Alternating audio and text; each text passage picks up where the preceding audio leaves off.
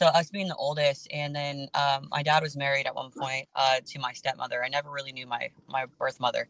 And so they ended up splitting up, and it being a house full of children, and my father being the provider for all of us. Like I had just my brother, and then the rest were girls.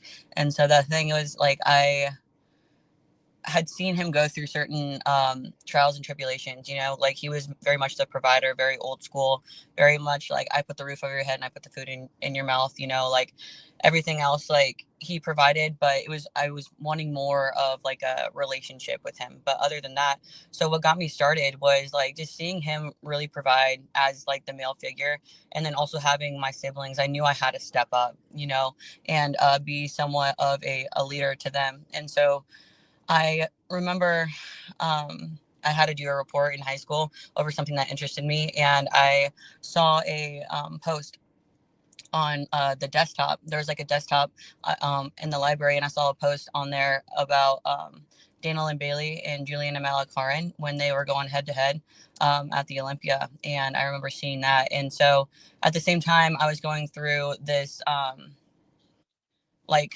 character building like moment of trying to be a leader to my siblings, and then also finding what this post about Daniel and Bailey and Julian and Malakaran, like that really just sparked interest in me of like starting to go to the gym. And I'm from a super small town in Nebraska, like I had 25 people in my graduating class. And so it was very unheard of women even trying to go to the gym or do anything outside of the traditional norm, And so I started working out to one, like start to be that figure that, like, because if I were to follow anybody, it would be someone that is like strong and confident and independent in a sense. And so I thought going to the gym was going to help shape me into that. And then also doing this report helped me educate myself on like the world of bodybuilding. And I was, like I said, like a junior in high school, maybe 16, maybe 17 years old when I found it. And so what got me started was one, truly being like an inspiration or a role model to them, and then also educating myself through studying. So Yeah, that's right. I think yeah, a lot of people find something that really inspires you. I can understand about the family thing. My mother and father were together for 55 years, even though he was in New Jersey for the last 30 of it. We were still here in North Carolina, and my mother had to raise me. Plus, I had an older sister, actually three older sisters. My older brother, me, my younger brother, and plus two nephews. And my mom was, like I said, y'all know who she went through a lot before she passed. That was my woman. She stood by me. I stood by her. And I understand that, especially coming from a family where you try to be like an individual, but still you have to sit and unify. Because like I said, I'm the next to youngest. Like my father had an older son before he married my mom. Then he had another daughter after that. Even though you're technically you're firstborn, but you're the youngest. But see, you're yeah, firstborn. She's like your father's, you're the father's, represent his first child, you know, mhm, and the baby's mama's last. But we middles, we have to fight for our love. That's a big thing. But yeah, yeah, I mean, I know people talk about people like Daniel Bailey, Julie McCarty. We just did a podcast this morning. We talked about them. Yesterday, we talked about mhm, them because we talked about certain competitors if they want to come back to bodybuilding. And I think quite a few, especially ladies who got into this, like around about the early 2000s. That's the lady they pointed at the most is Daniel Bailey. And I too not often I hear Julie Carney. That's amazing physique, great look to her. With the most wins. Right now she's tied with Sarah Vilgas. right. Mhm. So after that, you joined the Marine Corps. What got you into that? Because that's one of I had cousins that went in it. I knew people. That's one of the toughest. I mean, you are the devil dogs. Jarheads. She's a pretty jarhead too. So Yeah. what made you get into the military? So that's another great question. And so I played sports all the way up through T-ball all the way to college. Like I played college ball with my twin sister. We played softball together. And throughout the process of this bodybuilding journey and this working out journey, I power lifted, I ran track, played softball, like did all those kind of things. And then I remember this is kind of a funny story. I'm going to try and keep it short, but there was an evening where a basketball game was being played by one school against our school, and it was held at our school. Well, again, I told you the town that I grew up in and the size of um, the classes and stuff, we couldn't have individual sports held through our school. We would have to be attached to other schools for like swimming or like stuff like that, or powerlifting. You know what I mean? So there is this girl that was in my class that swam with another like kid that was at a different school, that was at a bigger school. Well, he was there with her at this basketball game that was held in the evening. Well, I posted on my Snapchat story of me being in the gym, the high school gym. I was working out at like 7 at night, um, because I was obsessed with it. I'd work out like twice a day because I just loved working out, and I posted on my story. Well, this kid, his name is Derek, saw like on her Snapchat story me working out and saw that I was really fit and got my contact and then hit me up because he was in the what's called the DEP program. He was in the program to go and like join the Marine Corps. Well, he was like trying to recruit people like to like go and like because it would help him like um with him enlisting, you know what I mean? And so he hit me up and he asked me if I wanted to enlist in the Marine Corps, and I'm like, there's no way, you know what I mean? Like I could never see myself leaving the small town. I had never left like Nebraska truly. And he's like, how about we just go up to Lincoln, which is the capital, and you can just come on Tuesdays and Thursdays and work out with me. And I'm like, yeah, you know what? And I finally found like people of my caliber who would work out like me, who would like my dad, again being blue collar, like he pretty much always had us outside. I was always outside. I was always like helping him with like blue collar, like heavy labor and stuff like that. And so going to these workouts on Tuesdays and Thursdays, I found a community that was like me. And so that was throughout like my sophomore, junior, and senior year. Well, I had gotten a full ride offer to go play softball, and I really didn't want to do it because I was ready just to like hang up the cleats. But my dad pushed me to do that, and so I was in college. I didn't like it. I didn't like going to class. You know, I was ready to be done with school. And I always remember that the Marine Corps was there and that I wanted to serve something bigger than myself. I wanted to travel. I wanted to have that family and that community. And so I ended up enlisting May 7th of 2018. And it was about a year after I graduated high school. And so I turned 20 in boot camp.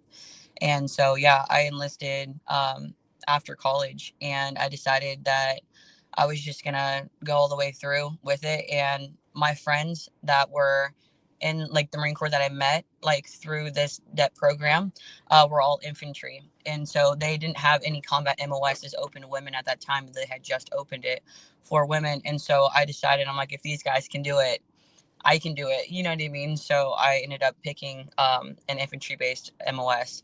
And so, and yeah, like I did that back in May 7th of 2018. So, yeah. Yeah, oh, that's really good. I mean, a lot of people, like, especially this is what somebody told me. It's not everybody meant to go to school. Sometimes you just people have still work. I remember I got out of high school. I was already working a job when I was 16. My family was sharecroppers. I did that for a little bit when I was younger, and then I went to school for a bit. I went to community college for a little bit, and then I got a job, and then I was doing online classes, and this wasn't for me. But yeah, I can say I come from a small town. I come from a small town. Problem with like one thing was the problem is like my sister said you never find anybody. I said problem is we're related to half the town, so you never know. You're like this is a true story. I was at a club one night talking to this girl. This was like about a few years back. And we was talking. Then she asked me my name. I told my name. She said your name's not for me. I said yeah. What's your name? So she told me her name. Then she told me oh who's you might know my granddad. Who's your granddad? I found out it was my great uncle. There you go. My great uncle had 20 head of kids. I mean, he was a good man. I loved him. He's my mother's uncle. But yeah, it's good that you found it. What was your rank and position when you were in the Corps? And so I got out as an E5, which is a sergeant. And so I did a bunch of different things while I was in, but that's the rank I got out as is an E5 as a sergeant. So Yeah, yeah. I won't go into details about because I know a lot of military people don't want to talk about what they did or what they had to do. I remember my nephew, we came back. He served a time in Afghanistan. It was really tough for him. He being like he he was my mama's grandbaby. One of her favorites. She loved him. We call him Squeaky. Now he's about to have his 10th kid. Oh, Yeah, the boy's not even 40 yet, and he had an ex-wife, a couple of baby mamas, but I love him like almost like he's my brother, but he's my nephew. right. Here we got here, man, Stefan Prey coming through. Appreciate it, brother. Says good morning, congratulations on your pro card. Good luck this season. We congratulate you, appreciate it, Stefan Prey. And okay, now when was it you decided to compete and invest yourself into bodybuilding? Um, and so I was actually still active duty. I served a 5 year enlistment. And so it was back in July of 2022. I was in the gym and I was working out. I had always, like I said, from 16, loved this sport. It had done something for me, gave me confidence in myself. But I ended up enlisting and I mean, I deployed twice, and like you can't really work out and eat a really routine diet when you're deployed and stuff like that. Like, I'd be lucky if I ate some days, kind of thing. And so it was just like, I remember back in July of 2022, I was at Gold's Gym in Jacksonville, North Carolina, and a an owner of a supplement company his name was Jay, and he was in the gym, and he was just talking to me and told me to come into Nutramax, which is in Jacksonville. And so I started like kind of connecting with him. And then I found a coach through him and through the gym. But I wasn't quite established in like who I was as a woman quite yet. Like I was really just pulled in a lot of different directions. But I decided, like, he was like, why aren't you competing? Like, and I'm like, I don't know. I don't know what I'm doing. He's like, well, let me coach you. And so I let him coach me, and I got a closer relationship with Jay, the man that owns the store. And I didn't do as well. I, like back in my competition in July, it was the Jay Cutler Classic, and I think it was in South Carolina. And so, other than that, yeah, I found that, and I was, like I said, still active duty, so it was really hard. I was trying to bring my meals into work every single day, and still be a Marine, and then still trying to compete and stuff like that. I had to put in some leave just so I could compete, like, and do my peak week, and ended up getting COVID like my last week before I competed. It was nuts. And so, but yeah, I tried my best. I don't think the coach and me, like, we weren't a great fit, but it really got my feet wet and showed me the sport of bodybuilding, because I always knew, since I saw DLB and I saw Juliana Malacar, and I'm like, I'm not stepping on stage until I'm like around this caliber. I didn't want to do like bikini. I didn't want to do wellness. I I was told, like at a point in my life, that you can't be anything that you want, but you can be everything that you are. And I tried to fight that narrative for a long time and be like this skinny little thing, but God built me like a linebacker, and I'm like, you know what, I'm just gonna grow into this potential, because like my potential is endless. You know what I mean? I can feel that within myself. And so, yeah, my first competition was back in July of 2022, and I got two second place, or yeah, like two second place and one first place in like true novice. And so it was like figure and physique. And I realized how much I didn't like heels. And I was like, you know what, next time I'm not wearing heels, so I'm going to just grow and grow. So I ended up doing physique and bodybuilding. So yeah. Yeah. I often when I have interviews with ladies, especially when they get into the sport, it's either bikini or figure where they started out yet. Wellness is pretty much kind of new. If you don't, you see with wellness, you don't have those strong. It's just we talk about this, especially on my podcast. Those strong Afro aesthetics. That's why the Brazilians do so well, because they have those strong Afro aesthetics. They have the bigger hips, they have the thicker thighs, the rounder glutes. It's just natural. It takes a lot. If you're not, it takes a lot harder, a little more time for y'all.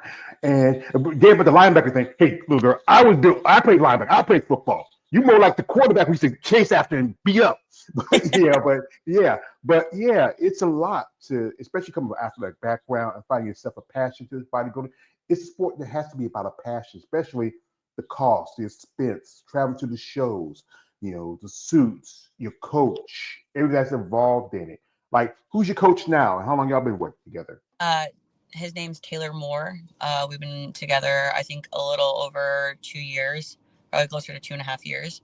Um, Man, he changed my life, hands down. Like, he's actually a little bit like younger than I am, and it just, I remember when I like when he told me his age, and I was just like, I had even more respect for him because of how mature he is, how educated he is.